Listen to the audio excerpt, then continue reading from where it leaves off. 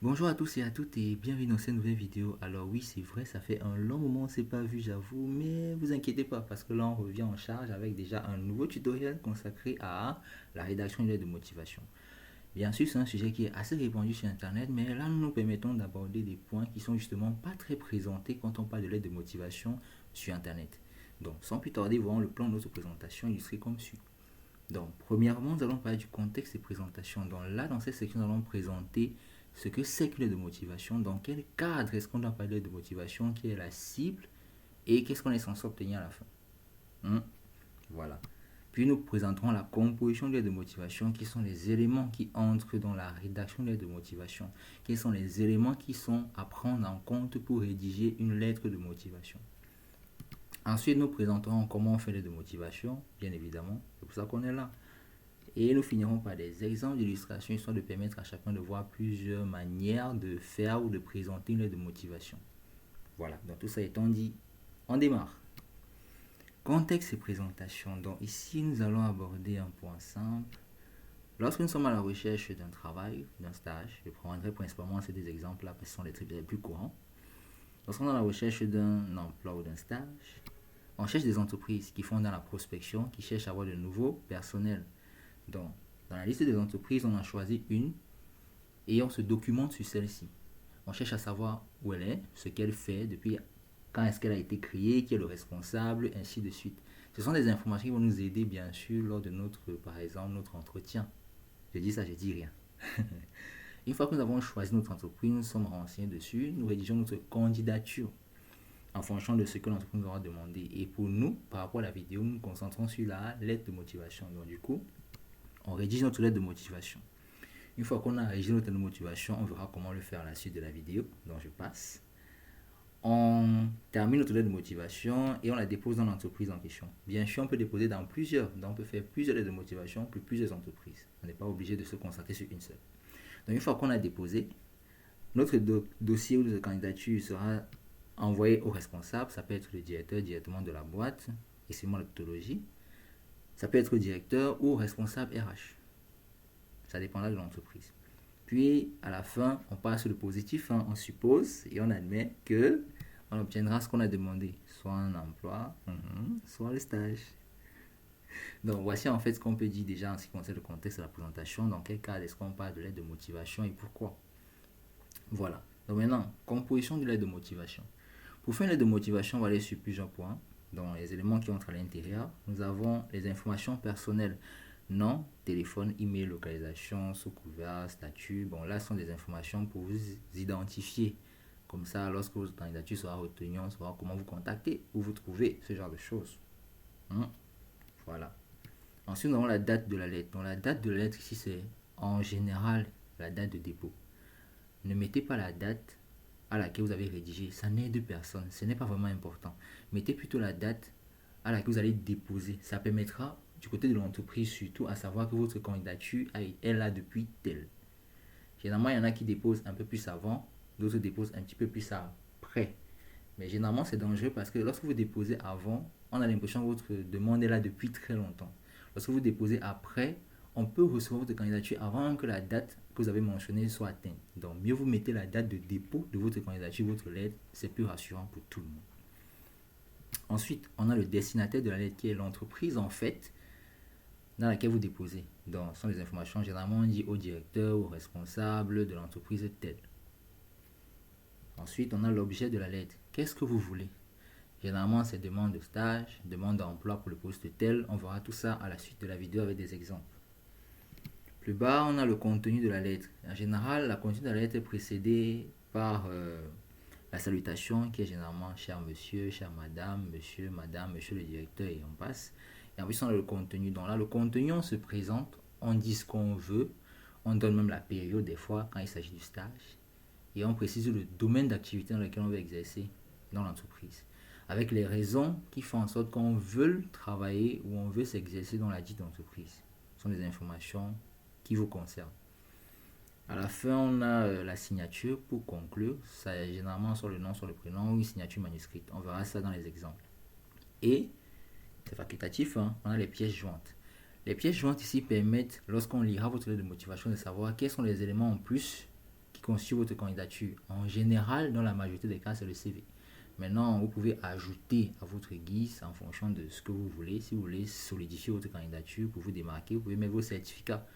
Certificats, genre, ce que vous avez fait en plus, qui vous permet d'avoir une expérience professionnelle supplémentaire par rapport aux autres candidats et qui font que vous vous démarquez. Donc, ce sont des éléments facultatifs parce que ce n'est pas tout le monde qui a ça. Donc, voilà. Globalement, ce sont des éléments comme ça qui constituent une lettre de motivation. Maintenant, tout ça étant dit, passons à comment on fait une lettre de motivation, comment parler. C'est pour ça qu'on est là. Donc, pour faire une lettre de motivation, on est déjà parti sur les différentes méthodes. Donc, pour faire une lettre de motivation, on peut le faire à la main. Déjà, on parle généralement de lettres manuscrites. Parce qu'il y en a qui ne sont pas très informatiques, qui peuvent aller payer pour qu'on rédige les lettres de manière numérique. Mais il y en a qui préfèrent le conventionnel à la main. Et des entreprises également qui préfèrent à la main. Donc, on peut faire une lettre de motivation à la main. Pour ceux qui sont numériques, ils peuvent le faire avec Word pour avoir une police assez jolie, présentable, pour mieux disposer et rédiger votre lettre. À côté de ça, on a également PowerPoint. Pourquoi je mets PowerPoint? Parce que on a remarqué qu'il y a des entreprises qui spécifient parfois le format de leur lettre de motivation. Ça permet en fait de les identifier que lorsque je rédige ce tel format, c'est pour telle entreprise. Et du coup, on accentue sur la présentation. Il y a le logo, il y a les couleurs de l'entreprise et la manière dont les éléments doivent se disposer. Donc là, c'est l'entreprise en fait qui vous dit comment est-ce qu'elle veut que votre lettre soit présentée pour qu'elle puisse mieux discerner ou cerner ou identifier ce qu'elle veut dans votre candidature. Donc, ce n'est pas toutes les entreprises qui font ça, donc, mais c'est quand même une option, c'est envisageable. Maintenant, si les trois précédents sont compliqués pour vous, il y a une dernière manière de faire qui est en ligne. Oui, il est possible de faire une lettre de motivation en ligne. C'est généralement plus simple et plus pratique parce qu'on a des outils en ligne qui permettent de disposer des éléments à notre place, styler notre candidature à notre place. Tout ce qu'on aura à faire, c'est mettre nos informations, mettre le contenu et renseigner l'entreprise, signer et tout ça. Maintenant, il y en a plusieurs entreprises, il y a plusieurs plateformes autant pour moi qui existent et qui font dans ça. Donc, à défaut de vous laisser vous balader sur Internet à taper, je mettrai dans la mesure du possible des liens vers des applications dans la description de la vidéo. Voilà. Donc, globalement, voilà 4 manières de faire une lettre de motivation, mais concrètement, on ne sait pas toujours comment la structurer. D'où la prochaine étape de notre présentation, exemple de lettre. Donc, dans les exemples de lettres, on va partir simple sur un exemple. Donc, déjà, on va présenter un format et progressivement, on va ajouter les informations histoire de vous montrer comment disposer les informations constituant la lettre de motivation. Donc, premièrement, en haut à gauche, on a les informations personnelles, comme on l'a dit tout à l'heure. Nom, prénom, email, téléphone, localisation, j'en passe. Donc là, c'est en fonction des informations dont vous disposez. Si vous êtes marié, vous pouvez même aussi mettre si vous voulez. À droite, on a la date de dépôt. Comme j'ai dit, c'est la date certes de la lettre, mais précisez la date à laquelle vous déposez votre dossier. Donc, si vous savez que nous sommes par exemple, je ne sais pas, dit ça n'importe quoi, lundi que vous déposez mercredi, mettez la date de mercredi parce que c'est mercredi que vous avez prévu de déposer. Bon, bien sûr, c'est pas parce que si vous avez un empêchement mercredi, vous ne pouvez pas déposer jeudi parce que vous avez dit mercredi. Non, non, c'est pas ça.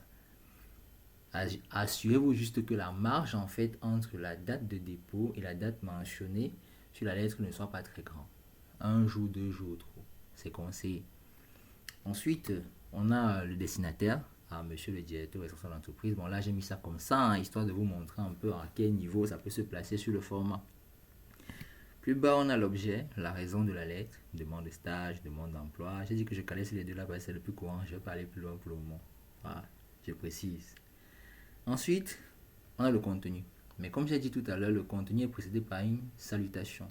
Donc, on a d'abord la salutation, monsieur, madame, cher monsieur, chère madame, monsieur le directeur. Ça dépendra de l'entreprise. Si vous êtes bien renseigné sur l'entreprise, vous saurez à qui vous adresser.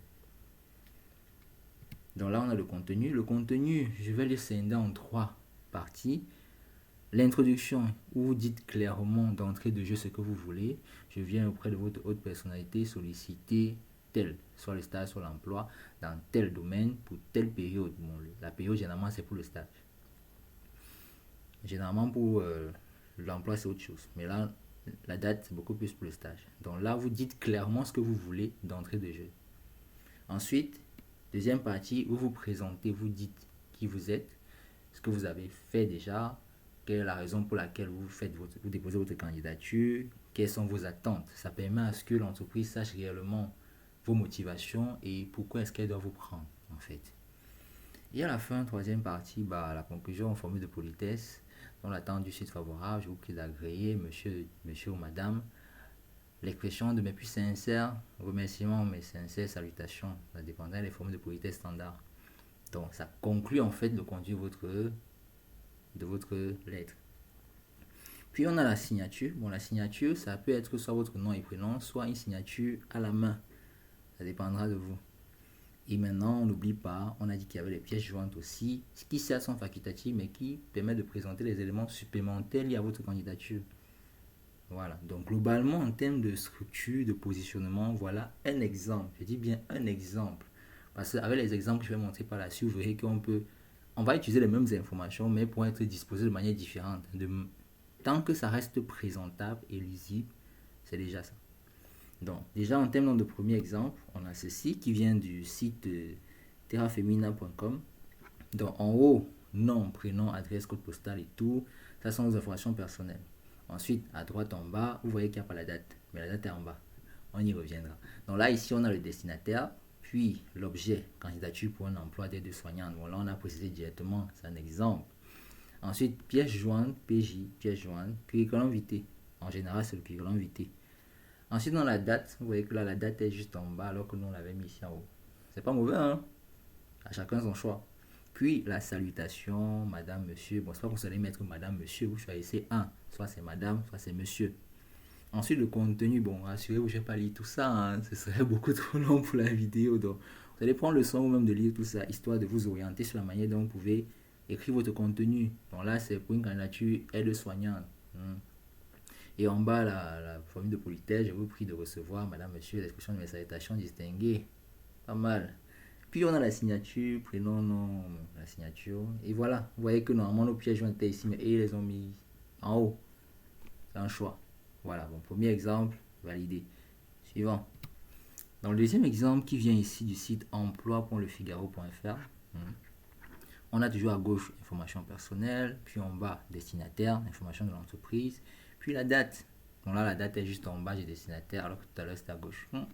C'est au choix, oh. Puis en bas, on a l'objet candidature pour le poste 2. Donc là, on est toujours dans les postes. Candidature pour le poste 2 et on met le nom du poste à la référence. Puis, salutations, madame ou monsieur, le contenu. Actuellement en recherche d'emploi, je me permets de candidater à votre offre pour le poste 2. Donc, comme j'ai dit, premier paragraphe, on dit ce qu'on veut. Très important. On n'est pas là pour badiner, on dit directement ce qu'on veut. Puis en bas, on se présente dans les raisons, d'où on vient, ce qu'on a déjà fait et tout. Vous avez le temps de lire. Et à la fin, la formule de politesse, puis la conclusion. Bon, dans cet exemple, si la conclusion, il n'y a pas vraiment de signature, c'est plutôt nom et prénom, tout simplement. C'est un exemple. Bon, on passe sur un troisième exemple pour couper court et terminer.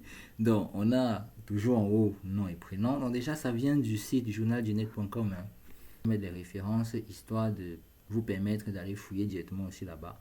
Mais je mettrai d'autres liens dans la description pour vous orienter. Donc, information personnelle, information de l'entreprise, date, vous voyez bien, fait à, date, curriculum vitae, comme pièce jointe, objet, candidature pour le poste 2, puis formule de politesse, puis contenu et signature. Donc, vous voyez que ce sont les mêmes informations qui reviennent, mais disposées de manière différente. Donc, je n'ai pas voulu prendre l'exemple d'une entreprise directement parce que il ne faudrait pas qu'on soit confronté à des petits soucis après. Même si ce sont des informations qui sont libres. Généralement, les entreprises font ça pour une période bien précise. Donc, là, on est parti sur des exemples simples, histoire de vous montrer de manière générale comment est-ce que on compose, on rédige, on structure une lettre de motivation. Donc, voilà donc tout ce qui a été dit. Et nous arrivons au terme de notre vidéo. Merci de m'avoir suivi. N'hésitez pas à mettre un pouce bleu si la vidéo vous a plu. N'hésitez pas aussi de dire en commentaire ce qui vous a plu, ce qui vous a pas plu, ce que vous aurez aimé avoir en plus par rapport à ce qui a été dit. Et restez avec nous pour d'autres vidéos dans ce genre. Ciao.